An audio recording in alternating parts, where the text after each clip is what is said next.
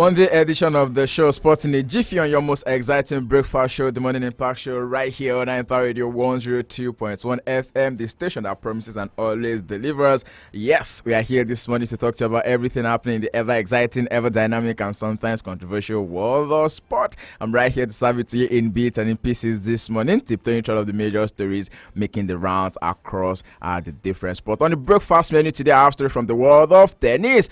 One man, of course, writing in his name on the silver platter right about now, talk about Carlos Alcaraz has now moved back to number one in the US after winning the US Open yesterday night, making that of course, the fifth Grand Slam in 6 years, and now he's back to number one after 2 years. Hiatus, disposing the man who has been holding on to it for the last year. That's talking about Yannick Sinner. An amazing match between the two guys right there. And they're saying that this is not just rivalry between us. This is more like a brotherhood type of game that they had to play. Coming down from 1 set down to win the game yesterday was what Carlos Alcaraz was able to do. Also on the menu this morning, our stories coming through from the world of football. Of course, we'll be seeing the Super Eagles of Nigeria in action tomorrow. A lot of people are already bringing out their calculators, calculating how it is possible for Nigeria to make it to the World Cup. Other stories on this show this morning are coming through from other sports as we have it on the back pages of the major dailies on Sporting a Jiffy right here on Empire Radio 102.1 FM. Such a reminder that can be a part of the show. Join us across all social media platforms. They are currently live on our YouTube channel at impact 1021 FM, as well as on our Facebook fan page at impact Radio 102.1 FM. Don't forget, I will serve this package Mondays through to Fridays from 10 a.m. down to the flip side of 10. And I tell you one thing, that whatever your agenda is, you're of course on my agenda, and that's how we started with us coming through from the world of other sports on the show this morning, because I tell you the National Youth Games has all but come to a wrap over the weekend, and an amazing one. That one is for the young athletes that will be unattended from that particular event. And as it is right now, we'll also be seeing intermediate competitions coming into fruition by next year, just to make sure that the athletes that have been scouted from the National Youth Games are also allowed to get into the other federations. That's talking about their development in the coming years. So we just don't see them finish playing or finish participating in the National Youth Games, and then we call it the end of the road. Just like I mentioned, whatever your agenda is, I have you on my agenda this morning. The female Yellow Greens all-rounder Lucky Piety was named as the player of the tournament and best better of the just concluded 2026 ICC Women's T20 World Cup Africa Qualifiers Division 1 in Namibia yesterday. Of course, that's some consolation to Nigeria's campaign at the tournament, because the Nigerian team only had 2 wins in 5 matches, with the Leke Oyede-led team unable to make it out of their group as they ended the tournament in 7th place. They started with a comprehensive 96-run win over Sierra Leone, but then they were defeated to Namibia and Zimbabwe in the remaining group games, ended their World Cup hopes before they fell to Kenya in the classification game as well.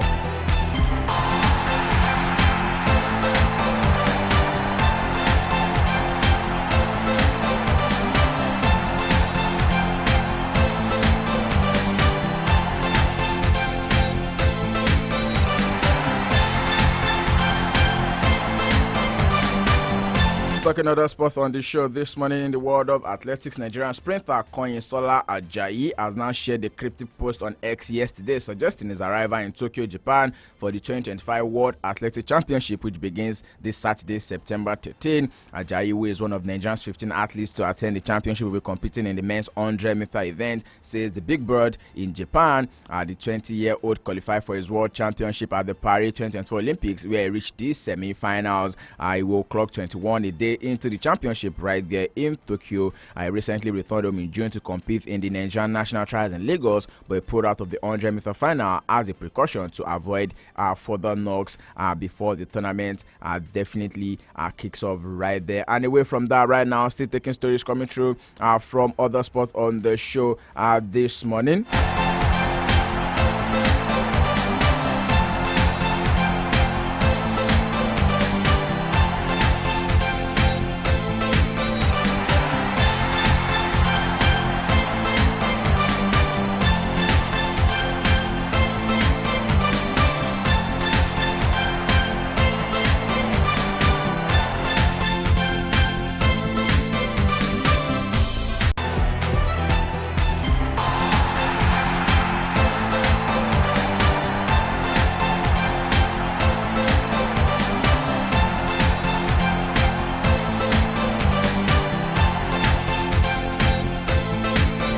Anyway, from the home front right about now, I'll go straight to Europe. I'll start with us coming through from the world of tennis.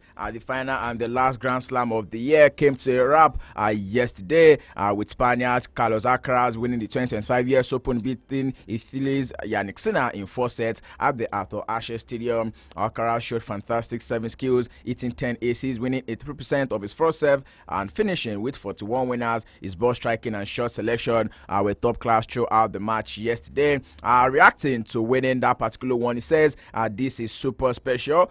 Speaking after the match, why Yannick Sinner on his own, and he's saying that he of course tried his best. After the win, Alcaraz celebrated with his unusual swing gesture, ran up to hug his family, and of course was right there in the stand. 6-2, 3-6, 6-1, 6-4 was how it ended between the two guys yesterday. And as it is right now, one man is having a better of the other person right about now, because this year we are wrapping up with 3-1. That's talking about the Grand Slam that has been won by the guys this year. And in the women's category, we also have the US Open, the 4th and final Grand Slam of the tennis calendar, and of course served it to us in its full glory, especially in the women's side, because it is being shared as no man is going to be taking it for, unlike the men's category, because yesterday as well, Anna Sabalenka ended her season on the high by defending her US Open title, beating Amanda Anisimova 6-3, 7-6 in the final, adding a second US Open and a 4th Grand Slam to her name after tough losses earlier in the year.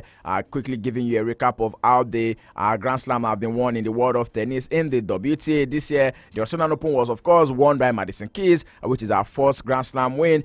The French Open was won by Coco Gauff, lifting the Roland Garros trophy right there, continuing our rise by beating number 1 Aryna Sabalenka right there in Paris. And the Wimbledon was of course won by Iga Swiatek, who tried as much as possible to make it count for her, because grass hasn't always been an easy turf for Iga Swiatek right there. This season is wrapped up, and we are looking forward to an amazing 2026 season in the world of tennis. And away from that right about now, I'll quickly go straight into the world of football, and we'll start with us coming through from the Nigerian Premier Football League. Match week 2 already, and I can tell you that has been served to us in its full glory. One familiar face is definitely on top of the log right now, and I'm talking to you about Remo Stars. We've definitely made sure that they were able to get a win in the game yesterday to cement their place at the top of the NPFL log after 3 matches have been played.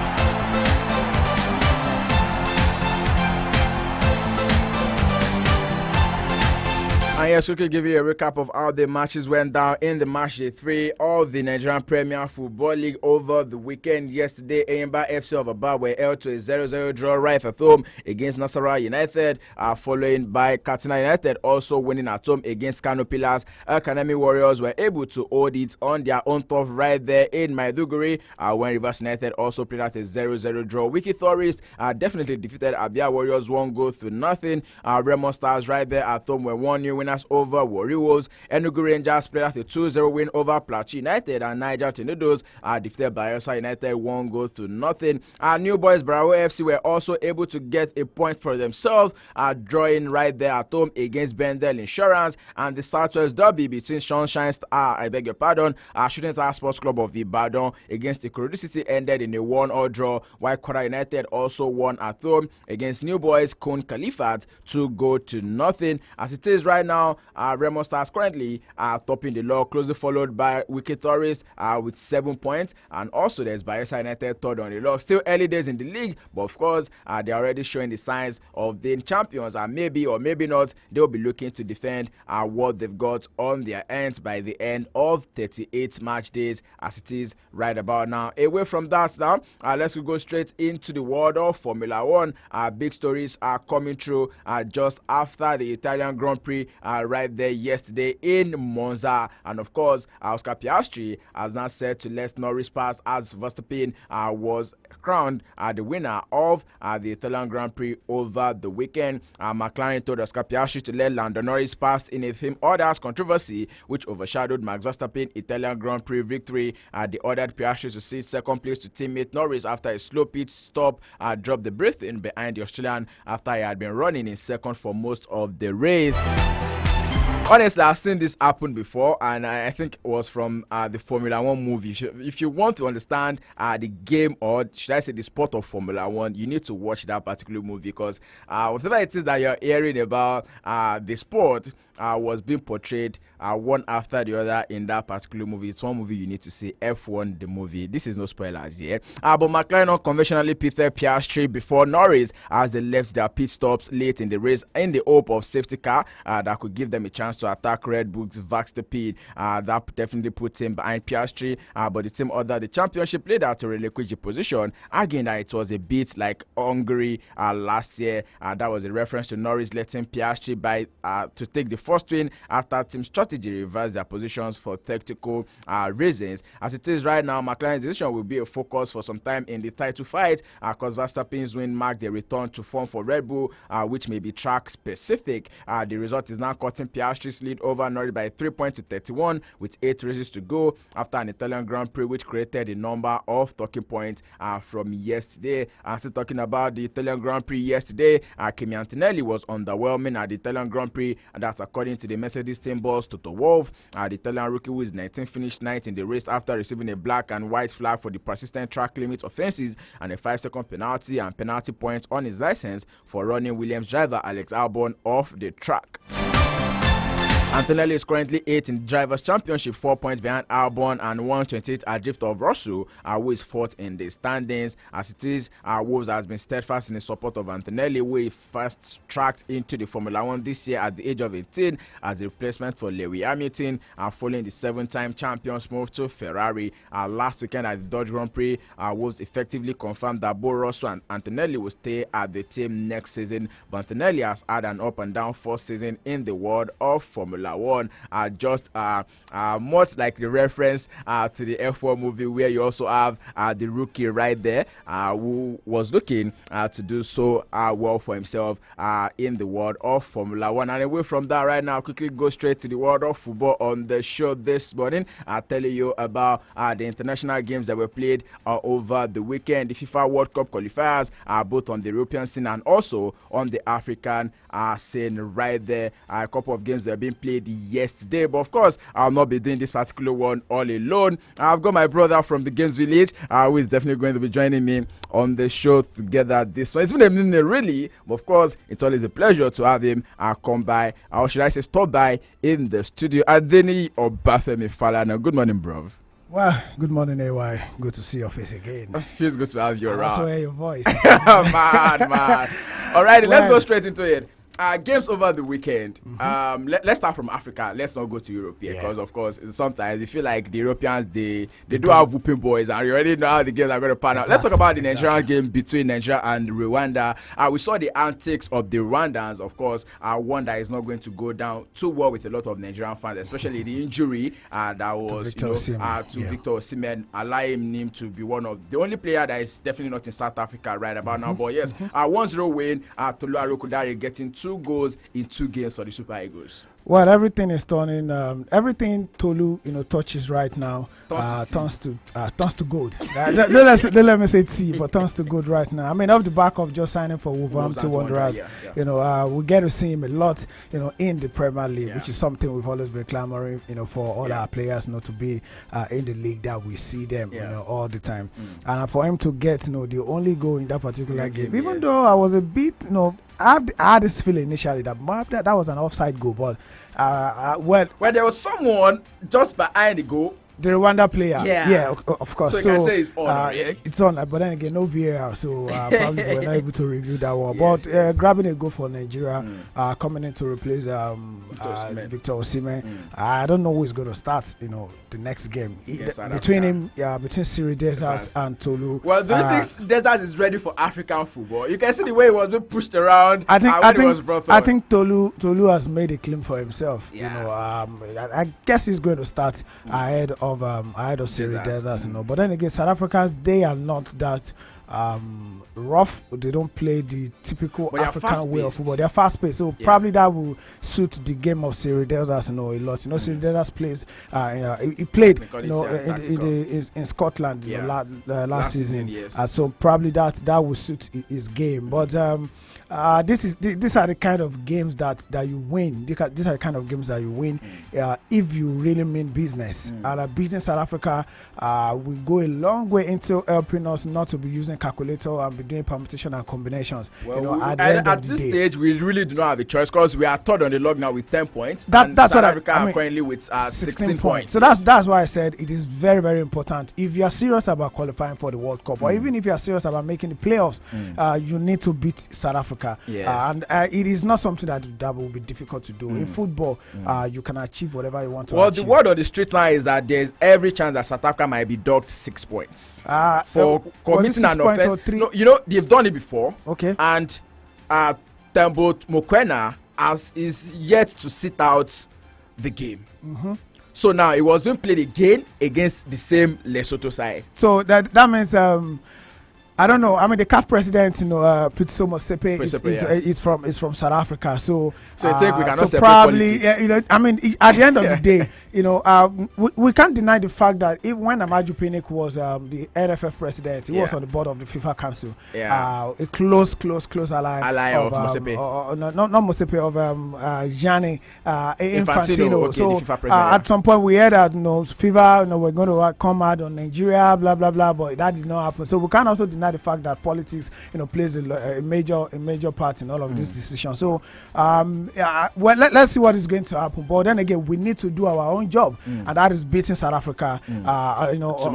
Tomorrow, when we beat them, 3 points behind them, that puts a lot of pressure on them. And on the head-to-head, we have an advantage over them. All we just need to do is just beat them, tomorrow. And when we beat them, that puts a lot of pressure on Benin Republic, who is in the second position yes. as well as South Africa, who is in top position. So 2 games to go after tomorrow's game. Yeah, that anything is possible. We have now Benin Republic and also one more game against Zimbabwe, if I'm not mistaken. Yes, it's against Zimbabwe. So that's why I said it is very, very important that we beat South Africa. We beat South Africa.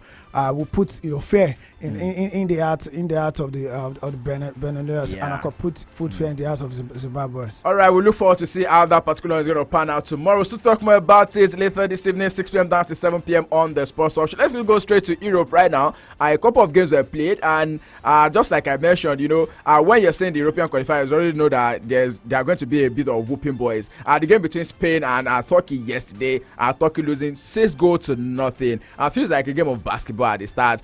In 5 minutes, this guy, what's his name again? Lamine Yamal already had 5 shots against the Turkey goalkeeper in 5 minutes. Well, I watched the game yesterday, and Mikel Merino had an hat-trick. If you are not scared of Spain, yeah. I think now is the time to start getting scared of them, because bundle of talent. They made a few changes to their teams yesterday, but then again, Martin Zubimendi, likes of Nico starting, Pedri and Mikel Merino really bossed the midfield yesterday. Turkey were just playing on the counter. Spain was too much for them, so they were relying on the counter attack to play their football game. Adagula tried his best, but then again, the few chances they had, they were not able to convert it. And each time Spain starts an attack against them, it's always ending with a shot. Either on the edge of the 18-yard box, or in the 18-yard box, or even in the 6-yard box. Despite conceding 6 goals yesterday, the Turkey goalkeeper had a lot of saves, in that particular game, and it tells you a lot. The game tells you a lot. If somebody like Mikel Merino could get an hat-trick. And they didn't even play as an attacker yesterday. Yeah. They used the first out of the midfield. Yeah, they used the first now as they have been doing with the rest of the captain Miguel Oyarzabal, playing as the lone striker, and also Nico Williams. He had a very, very poor game yesterday, so he was subbed off at halftime, and Ferran Torres came in, and that also continued the floodgate for Spain. Floodgate. And it's an impressive game, I think Spain, alongside Argentina, are the two teams that if they find a way to separate both of them, next year's might be World meeting Cup, at the World might Cup. be meeting at the World Cup. Well, I think another African side that we need to look out for is Morocco, because right now they are the only African team that have qualified for the World Cup, and they are the only African team that looks to be serious. They're serious. The main business. Probably their style of play also mirrors the style of play in Europe. So that is why they always find it very easy to against other African teams, countries. So they can combine both the European style of play and the African style of play together. And don't let's just forget, whether we like it or not, they are also Arabs. So they have that the Middle East. Yeah, they have that never say die attitude in them, and they have interesting players, players that knows how to play football. Don't let us forget Yasin Bono is still in goal. Ashraf Hakimi, one of the best right back in the world of football. Not just best right back, one of the best players in the world of football right now. And Sofian Amrabat is also in the team. And also in attack, they have Yusuf Enesiri that plays for Fenerbahce. So they have interesting players. They have good players. And of course, don't let us forget their coach. The name beats me right now. That has been able to get the best out of them. And we can also not forget Hakim Ziyech. So this is a very good team. Yeah. They might not get to the semi-final like they did at the last World Cup.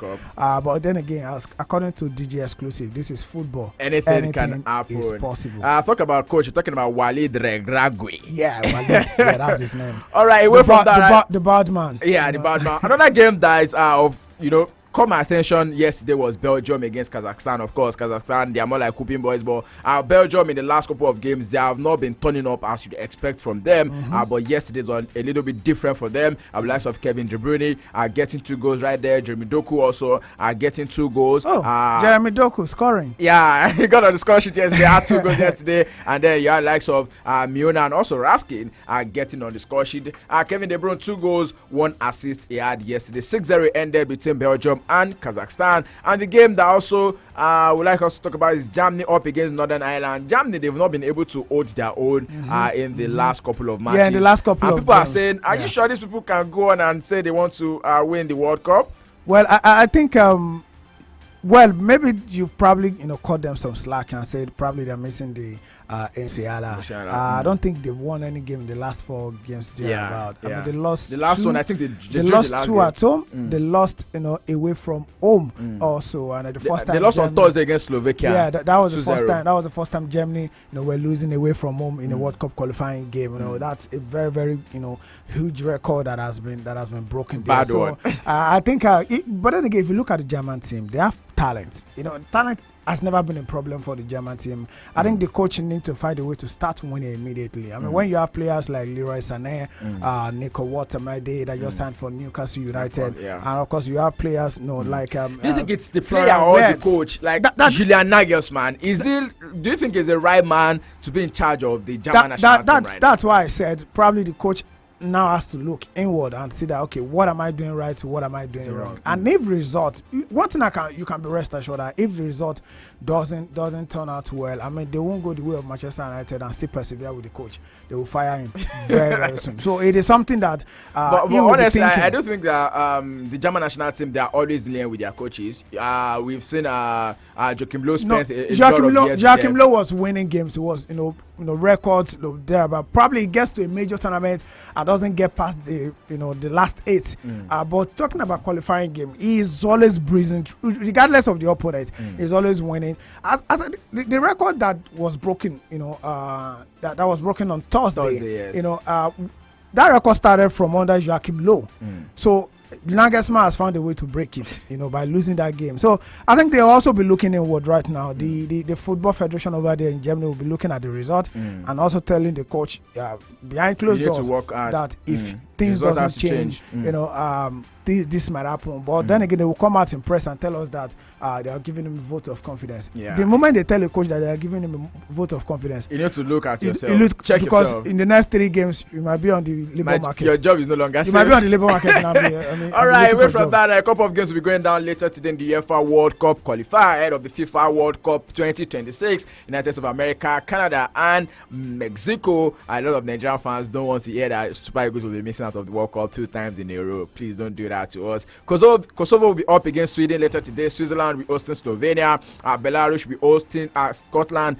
Greece will be hosting Denmark. Israel will be hosting Italy. That's in Group I. You'll be seeing Croatia up against Montenegro. Gibraltar will be up against Faroe Islands in the World Cup qualifiers. That's in the European one. And in CAF qualifiers, we'll be seeing Guinea-Bissau up against Djibouti. Libya will be hosting Eswatini in Group D. Congo will be hosting Eritrea. Zambia will be up against Morocco. That's going to be about 2 p.m. Nigerian time. Mozambique up against Botswana. Guinea will be hosting Algeria. Uganda up against Somalia. Equatorial Guinea hosting Tunisia. Malawi up against Liberia. Madagascar will be hosting Chad. And Ghana will be hosting Mali.